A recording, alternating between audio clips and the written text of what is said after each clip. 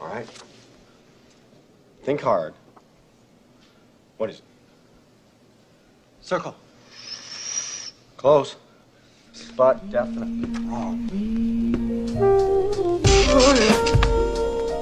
Let's say I showed you two shapes, shape 1 and shape 2. And then I ask you which of these shapes matches the word boba and which matches the word kiki. For 98% of people, shape 1 is kiki and shape 2 is boba. And it doesn't matter if you're from America, India, or you're 2.5 years old. This result is extremely consistent across all cultures and languages. So what does it mean? I want to suggest that with this study, we can see how the brain gives abstract meaning to many different shapes in a consistent way. And filmmakers use this phenomenon to tell their story. The best place to see this idea has to be animation, where animators can make objects and characters from any shape they want. Let's start with the basics: circle, square, and triangle. This may seem reductive, but these shapes say a lot more than you may think. Evil characters are drawn like Kiki. They have sharper features, pointy noses, ears, and long curly fingers. And the lovable characters are designed like Boba, soft and round. Is it a coincidence that the fluffiest and least threatening character in animation is named Baloo? To me, this whole concept makes intuitive sense. Our brains are designed to see sharp and pointy things as more threatening. It is too round on the top. It needs to be pointy.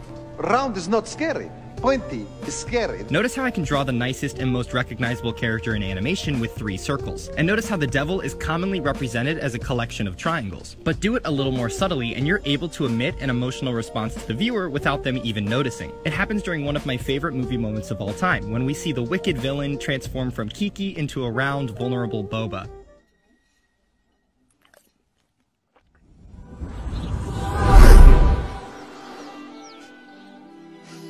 You may think this only applies to animation, but is it a coincidence that Darth Vader's mask has this shape, and Lord Darkhelmet, the cartoonish and comedic parody of Darth Vader, has this shape? One of the sharpest villains is Maleficent, and they even try to keep her pointy jawline and eyebrows in the live-action remake. Following these same principles, what does it mean when you call somebody a square? It means they're boring, maybe they're old-fashioned. But a square can also symbolize something that is sturdy and firm. Sound familiar? Squares are rigid and slow to change. If the world isn't how they want it to be, maybe they get a little angry. Right after you eat this! If you really want to think abstractly, the world of film exists inside a rectangular shape. A lot of important geometry comes from framing. The most significant framing to look for is probably the frame within the frame. This is used to show a character trapped in their current situation.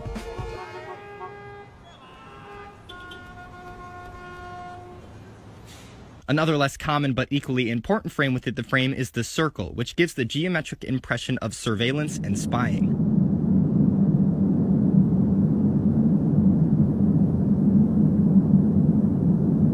To go a step deeper than the frame within the frame, you can use lines to create a visual jail cell in the frame. Whether it's through blinds in an office or even a computer screen, a collection of vertical and horizontal lines can indicate a character is not only trapped, but held prisoner in their current lifestyle. These shots use geometry as a means of visual storytelling. As far back as I can remember, I always wanted to be a gangster. Without us even noticing it, framing is filled with lines. Geometry is everywhere, and the same principles apply. Triangles can emphasize power dynamics, linear framing can show physical separation, where straight lines can guide our eyesight. So the next time you rewatch your favorite movie, try analyzing the geometry of the framing and characters. If you do that, then you're in good shape. What's this one?